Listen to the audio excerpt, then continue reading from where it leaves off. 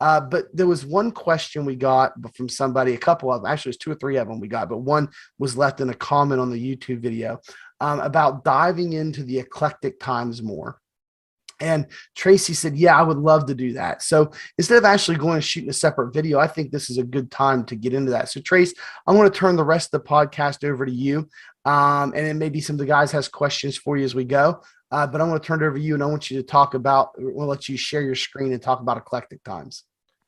All right. I appreciate it. Yeah, last week when we cut these videos, we were kind of highlighting the book.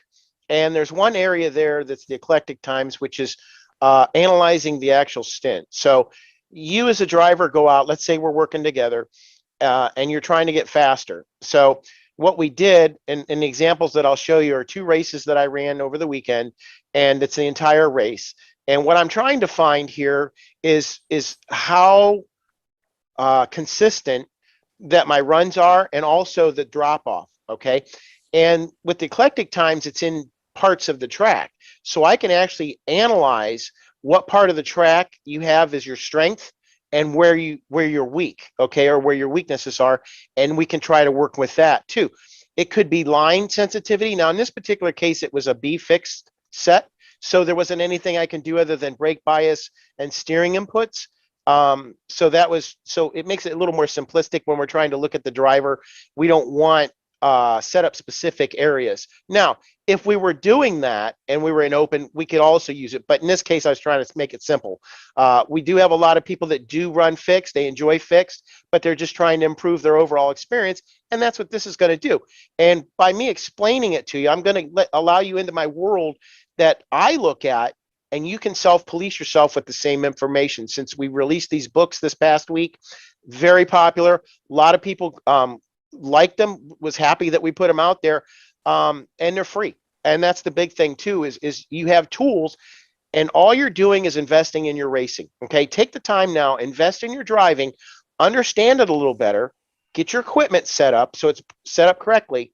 And then when you get into these races, you're not guessing at how good you'll be. You have a pretty good idea, and then you'll just build on that. Okay, so what I want to do is I want to share my screen. So just give me a second here so I can do this. And I will set this up for you, and we'll get into it. All right, with any luck, you should be able to see my screen. Mike, can you tell me if my screen's up, bud? It's up. He's okay, muted. Thanks. All right, so anyways, the first one, Trace, it's up, but you might want to make it a little bit smaller. The window, shrink the window and make it a bit smaller. Any better? Yeah, now squish it down. make it fatter. There you go. There you go. Okay. That looks a lot better. Okay, so what we're into is we're into our Area 51 driver development book. These pages are available to you. Nothing crazy there. The first one we had was lap stats that we covered last week, and this is the one I want to be a little more thorough in. And the reason is these are, I think, 45 lap races, if I remember right. Yeah, they are. And this is B Open from over the weekend, and this is at Texas. So what we're going to get into is I want to see how long I was able to manage my tires and what part of the track I was strong on. And the reason I have two of them is because I changed steering ratios, because some people say that if you run a higher steering ratio, let's say like 16-1, 14-1, you can save tire. And by default, the setup, the default setup, fixed setup is 12-1. So I wanted to prove and see what the difference was between the two. Okay. And these are actual race scenarios that didn't have any cautions. There was no interruption other than possibly traffic. So some of this stuff might be a little off due to traffic because I was in the middle of the pack. But as we look at it, once again, like I explained the last time, is we have turn 1, turn 2, the back straightaway, turn 3, turn 4, and then the front straightaway, and that's split at the start finish line. But we know that the money is in the corners. We always have said that. That's where you're going to make or break your deal. Okay. And here at Texas, turn 1 and 2, right in the middle, that's the deal breaker right there, because a lot of people overdrive that and they're tied off. And during the podcast, we were talking about guys bouncing off the wall and bouncing into you. Well, off of turn 2 was that area here at Texas. Okay. And sometimes at turn 4, where it flattens out coming off of 4, then they smack the wall and they get you right at the first kink. And that's the areas you need to avoid. But if you can master those areas, you'll go rolling right by these guys. And I did both today and last night. Took a little bit of time, but once everybody started falling off, I didn't. And that's what it's going to show here in these eclectic times. So remember that the neon green is the fastest segment. Okay. And that doesn't necessarily mean it's all going to be in one lap. Who knows where it's going to be? According to the one that I have here, if you look at lap 4, I have turn 1, turn 2, and the back straightaway, which makes sense. Because if you get a good run through the corner, your straightaway should be a good speed. Okay. It usually doesn't work the other way around. So you'll see that I nailed in turn 4. That was my best times for that particular lap for the entire run. Okay. But as we look at the run, I don't pick up the second half of the track until lap 13. Don't know why. Obviously, the tires probably came in a little better.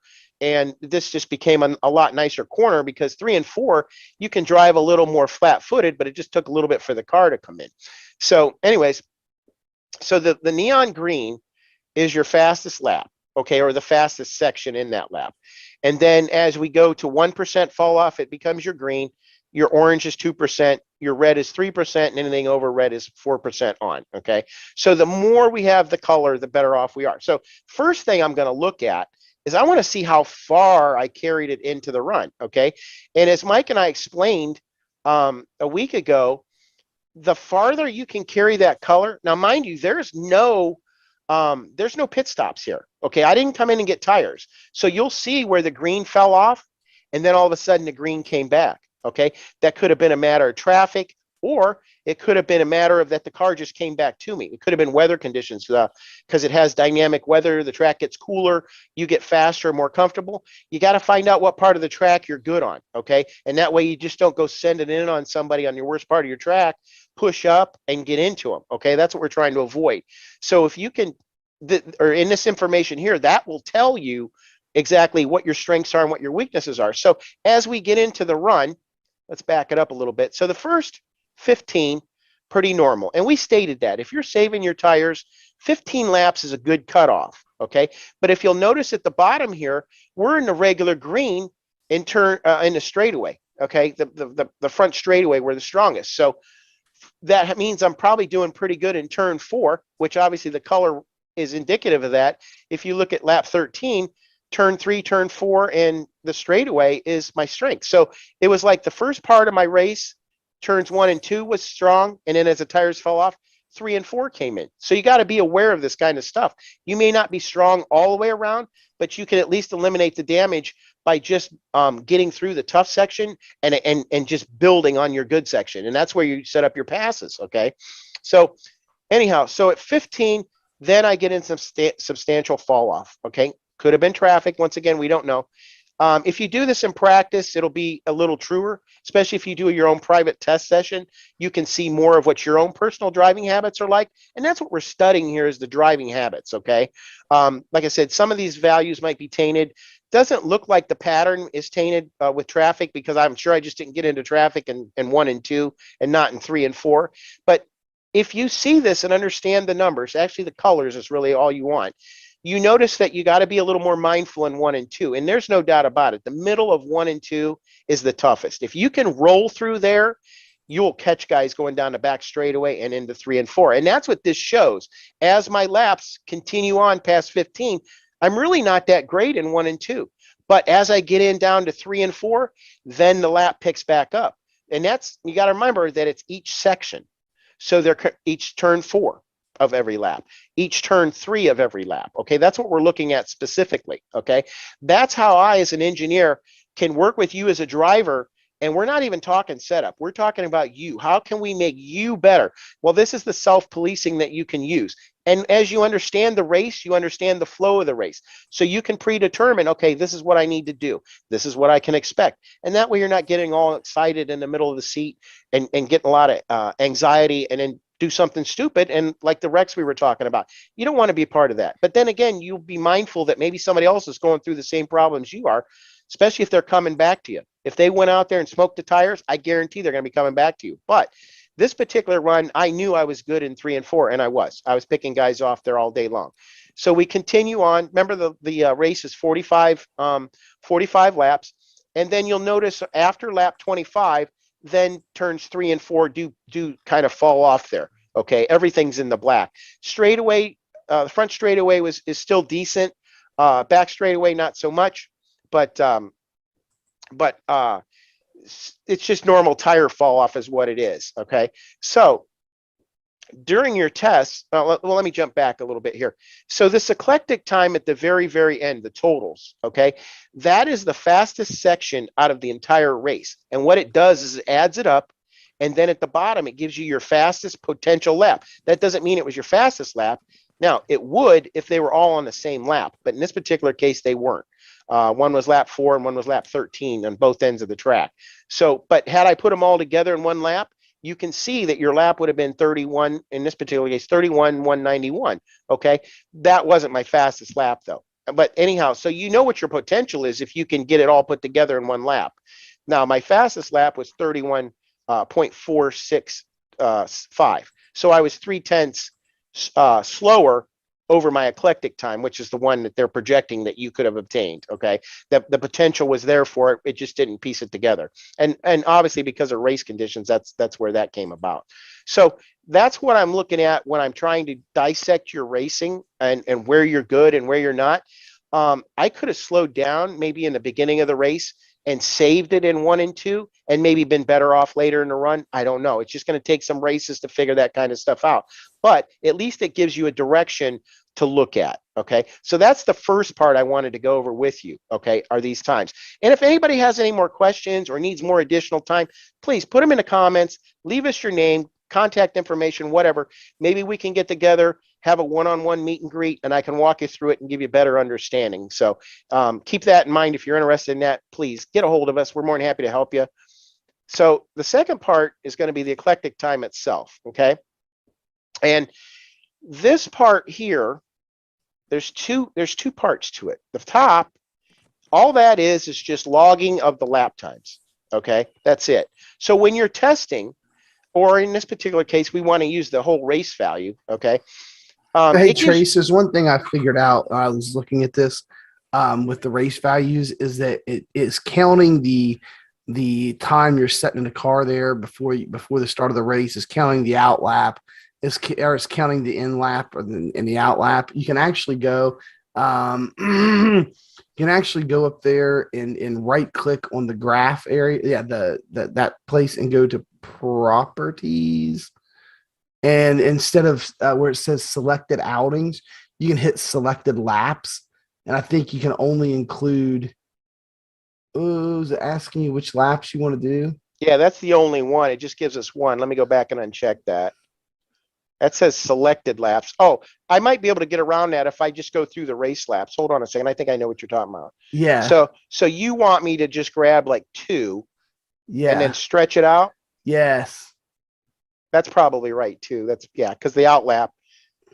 That's not working. Yeah, Wait it didn't get it for me. Go into the data there. That one? Yeah, and see if you can just select a bunch of them on the I want to see if that works. Not that you want to do this necessarily, but I just want to see if that works. Well, let's just go with that for right now and see. Yeah, that's how you got to do it. It did. You know, I would hope there would be a better way than just doing it like this. Yeah, that's horrible. Having to go through and select 40 laps individually, but yeah. We'll have to work on that. Let me go back and I'll just kind of finish my thought. Yeah, sorry, I didn't mean to. No, I would rather have you tell me, because it's quite possible that the viewers are going to have the same problem. Because what it does is, if you're doing like a 20 lap run, you're trying to compare eclectic times, counting the out lap and stuff, you don't want it in there. So, but when we're doing the whole race like this, you're showing what you're showing and talking about is fine, counting them. But like I said, if you're comparing 20 lap runs, you don't want out laps in there. Yeah, and that's true. And in practice, I never get that. But for some reason, it does take in consideration the pace lap. And you're right. This is where I rolled out of the pits and right at the beginning of the start of the race, and it did include that. So we'll try to get back on that and see where we got to fix that and make it a little more accurate. But for right now, this is kind of what I have to work with, and we'll just kind of go over it. It'll come up. Yeah, there it is. All right. So that entire race took me 25 minutes and 41 seconds. Now, obviously, if you have caution flags, that's going to skew that. But if you're in practice, you won't have to worry about that. But what we're trying to do, and let's use it as a practice theme here, where we don't get that one bogus lap in there. Go run 25 laps. Go run 45 laps, or yeah, in this particular case at Texas for the race, go run a straight 45 laps. See how long it's going to take you to run that. Okay. Sorry about that. And see what your overall time is. Okay. Now, this being fixed, the only thing that you can correct is your driving habits, possibly the steering. You might like a more aggressive steering. My tests were 16-1 and 12-1. So I'm not sure where I'm at on this particular one, but that was my test with the two races. I wanted to see the difference. And then you can come down here to the bottom. And we spoke about this. Now, once again, you got to remember, this is a race. This is a look at the race. So it's quite possible that traffic may have interfered with this somewhat, but this is the entire race flow. Okay. And you got to remember, when they step up, that's a slower lap. And when you step down, you're gaining speed. So you'll see on lap 6 here is a high spot, right? But yet I had a big improvement. So I must have been passing somebody, possibly in traffic, but the car kept getting better and better and better. And you can see that because it levels out. Then it stepped off on lap 12, got a little better, kind of evened out, and then we kind of fell off. You can see the normal transition of the stint itself, right? And you can see that we were kind of slow. Could have been held up in traffic once again, got a little better, okay? Fell off again, got a little better, but you can see the ebb and flow of the entire race. What you don't want to see is the big drop off. You don't want this line going straight up and off the chart, because then that's usually because you overdrove the car up front and it fell off so bad that you had no grip. Okay. And that's the things you need to self-police yourself with these pages. Okay. That's what they're intended to do, is self-police yourself. You can check different stints, compare them with each other, find out what you did that was different. Like I said, this wasn't obviously a setup difference in setups. This was just purely driving and working on my driving. So that being said, let's go to the second race and see exactly what could have possibly been different here. And it could have been anything. We don't know. Now, the outlap is not $1.25 here, so let's see what this one was. So these numbers might be skewed a little bit in this example, but you get the idea of what you need to test and what you need to look for. Okay, so the other one was 25 minutes. This one was also, but it's like 25:20 versus 25:40, I believe it was, something like that. So that 20 seconds was probably absorbed in that first lap that was longer than this one. But you can see that the length of the race are relatively the same, which means I was consistent. And that's basically what I was looking at, okay? Once again, here's the flow of the race. You can review that. See, where you got held up a little bit, maybe where the car is good. That's a decent little run because the fall off didn't fall off too bad. And if it did, I was able to recover. So if we draw a straight line through there, it's going to be a nice level angle, which is the fall off was very minimal. And that's good. Okay. Let's go back to the lap stats. And once again, this is where we looked at the colors. Now you can see, once again, lap 4 was my fastest lap. So that's probably consistent in that car. And also, it wasn't my total fastest. I had them scattered all over the place. I did good in turn 1, which was we knew that. And turn 2, the back straightaway. But turn 3 wasn't so bad. Turn 4, really good. And I'm thinking, if I remember right, this was probably the 16-1 steering ratio. Okay. And it gave me more of a consistent lap. Instead of everything in one corner, it spread it out over the entire track. But it stayed in the color really good. And that's what's nice about it, is I got more consistent laps. We used lap 15 as a reference lap. Here you go. It looks like I'm struggling, just starting to struggle in 1 and 2, which is true because of that setup that they have. That corner, once it heats up and the race gets flowing, It is. It's tough to get through. It's easy to overdrive turn 1 and 2.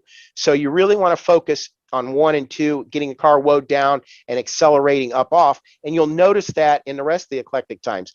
The back straightaway speed picked up, turn 3 picked up, turn 4 picked up, the straightaway picked up, and then the cycle starts all over again. Okay. And that's the driving habits we're looking for. Okay. So would I say that 16-1 was better? No, because the eclectic time, the overall eclectic time for both races with no cautions was still 25 minutes. But it may have been a point where you could have drove to the front, and once the cars leveled out, then you might have been in a better position. So that's the things you got to look at is you as a driver, what your creature comfort is. Do you like a wheel that's a little more sensitive? Do you like one that gives you a better feel? What 16-1 was a nice feel. Very comfortable, but I don't like turning the wheel that much. Okay, that's just personal preference. Now, I'll share one other thing with you too. Hang on a second. Let me get rid of this. I'm done with these pages. So let me go back to Mike. Anyhow, back to me.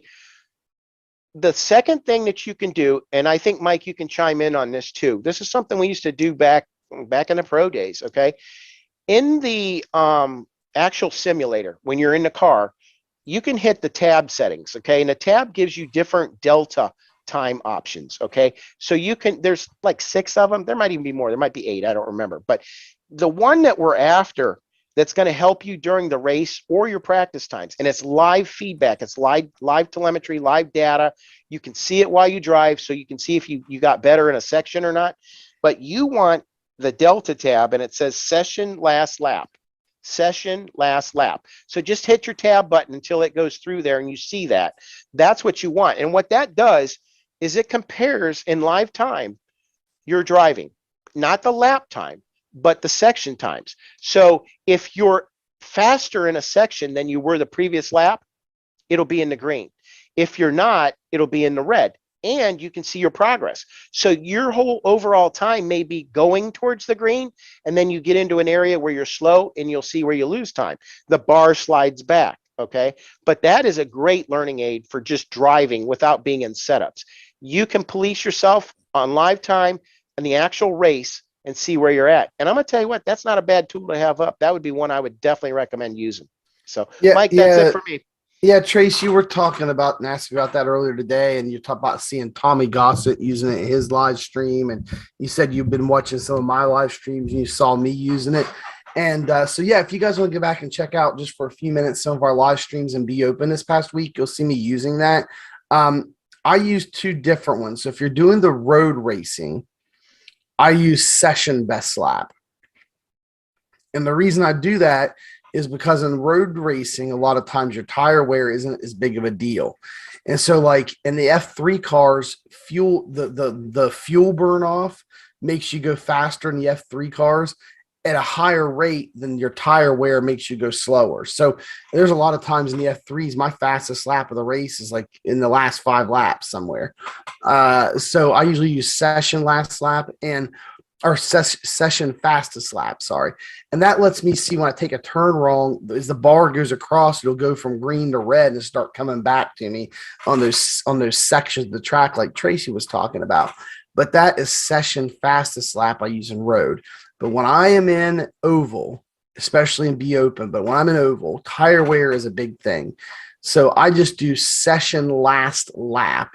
Not session fastest lap, but session last lap. So that lets me know how fast I was to the lap previous and where I'm struggling in that lap if I start to lose or gain speed. And it helps me manage my fall off because you don't want to have several laps in a row that's faster because that means you're burning tires at a higher rate. And you also don't want your fall off to be more than like a 10th a lap. So if you could get your fall off to be less than a 10th a lap, that's going to create like almost that perfect even angle that Tracy was talking about there on those eclectic times. So I know I use it and I know Tommy uses it. And I know there's probably a lot of other guys out there that are pretty quick, that are faster than me that probably use it and have that running all the time. That's a very great tool that iRacing has available for you right inside of iRacing in the settings. And Tracy says you can use the tab key to get it. I forgot which key on the keyboard it even was by default because I use it so much that I just map the delta, what they call it, delta time cycles to my wheel or something like that. It's like delta times cycles or something. Is the option. It's in like the miscellaneous screen, I think, in the options area in the simulator. Anyway, I just mapped that button to a button on my wheel so I can just quickly tap it and cycle through those and find the one I want when I'm racing. So if you guys use those, I would highly suggest you map them to a button on your wheel or your button box. So, I mean, Tracy, that's pretty much all I've got on that particular Well, topic. you guys forgot one important thing. What's that? How is your numbers leaning? Are they leaning forward? Now, I'm telling you, you guys mentioned all this stuff, but you didn't make slanting your numbers forward. Now, I'm telling you. You guys are being serious. Well, that's why you're the number one team driver. I mean, we forget stuff like that. Yeah, lean that numbers forward. We got to have you keeping us straight. You and Scotty, man, you guys keep us straight. Hey, I hope you enjoyed this short clip from our Alien Factory podcast. Be sure to check us out every Sunday night at 10 p.m. Eastern time here on our YouTube channel. That is youtube.com/Area 51 Alien Factory. Also, don't forget to hit that subscribe button if you have not subscribed yet. We really appreciate your subscription to the channel. Also, if you really want to help the channel out, the best thing you can do is share this video anywhere you can, on Facebook, on Twitter, Discord, anywhere that you can share the video. We'd appreciate it. That's really going to help our channel out. Also, get down to the bottom and you can check out the description below. There's some promo codes and affiliate links down there and different things down in the description. So don't forget to get on and check that out. And if you would like to get notified anytime that we go live with either our podcast, live streaming races, or when we upload any of our great on-demand content series here on the channel, just hit that bell icon down below and you will get notified anytime that new content comes up on the channel. We appreciate you sticking with us this video. And as always, we will see you in the next one.